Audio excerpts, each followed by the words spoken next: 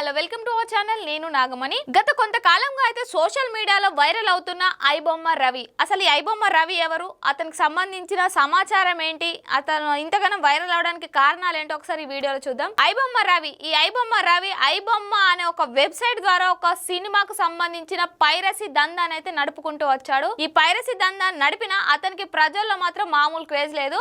దానికి కారణం ఏంటంటే పెరిగిన టికెట్ల ధరల కారణంగా ఎంతో మంది ఐబొమ్మ ద్వారా ఇతను క్రియేట్ చేసిన వెబ్సైట్ల ద్వారా అయితే పైరసీ సినిమాలు చూడడం అనేది జరిగింది. ఈ సందర్భంలోనే ఐబొమ్మ రవి పోలీసులకి ఒక ఛాలెంజ్ అయితే చేసిండు. దమ్ముంటే నన్ను పట్టుకోండి అని పోలీసులకు సవాల్ విసరడం, ఇన్ని సంవత్సరాలుగా దొరకకుండా తిరగడం అయితే జరిగింది. కానీ ఎట్టకేలకు హైదరాబాద్ పోలీసులు ఐబొమ్మ రవిని అతని భార్య ఇచ్చిన సమాచారం మేరకే అరెస్ట్ చేయడం అనేది జరిగింది. ఐబొమ్మ రవి అరెస్టు వ్యవహారం రాను రాను చిలికి గాలి వానైనట్టు రాజకీయంలోకి కూడా రంగ ప్రవేశం చేసింది. ఐబొమ్మ రవికి మనం బయట చూసినైతే ఇప్పటికే చాలా మంది మద్దతు ఇవ్వడం అనేది జరిగింది. ఆయన చేసింది కరెక్ట్ అని, చేసింది క్రైమ్ కాదని కూడా చెప్పడం జరుగుతుంది. కానీ ఈ క్రమంలోనే ఇతనికి రాజకీయ మద్దతు కూడా లభిస్తుంది.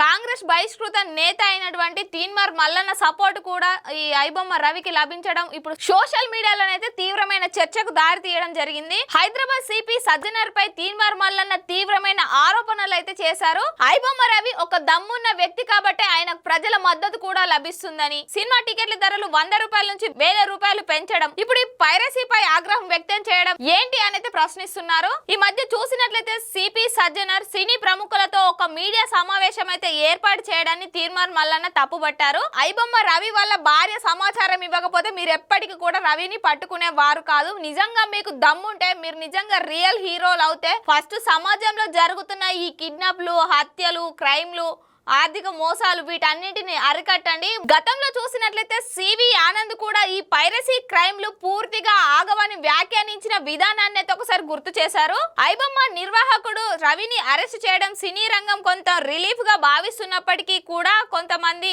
సాధారణ ప్రేక్షకులు సినిమా థియేటర్లకు వెళ్లి సినిమాలు చూడలేని పరిస్థితుల్లో ఉన్నవారు మాత్రం ఐబొమ్మ రవికి మద్దతు ఇస్తున్నారని తెలపడం, తీన్మార్ మల్లన్న చేసిన వ్యాఖ్యలపై అయితే సోషల్ మీడియాలో మిశ్రమ స్పందనలు అయితే వెల్లువెత్తుతున్నాయి. కొందరు తీన్మార్ మల్లన్న చేసిన వ్యాఖ్యలను సమర్థిస్తున్నప్పటికీ మరికొందరు మాత్రం పోలీసులపై విమర్శలు చేయడం సరికాదని మండిపడుతున్నారు. ఇంతే కాకుండా మరికొంతమంది అయితే ఏమంటున్నారంటే ఈ తీన్మార్ మల్లన్న వ్యాఖ్యలు ఇవన్నిటిని అక్కడికే ఆపేయాలంటే ఫస్ట్ తీన్మార్ మల్లన్నను అరెస్ట్ చేయాలని కొంతమంది అయితే డిమాండ్ చేస్తున్నారు. రానున్న రోజులలో మరి ఐబొమ్మ రవి అరెస్ట్ వ్యవహారం ఎక్కడి వరకు వెళ్తుందో వేచి చూడాలి.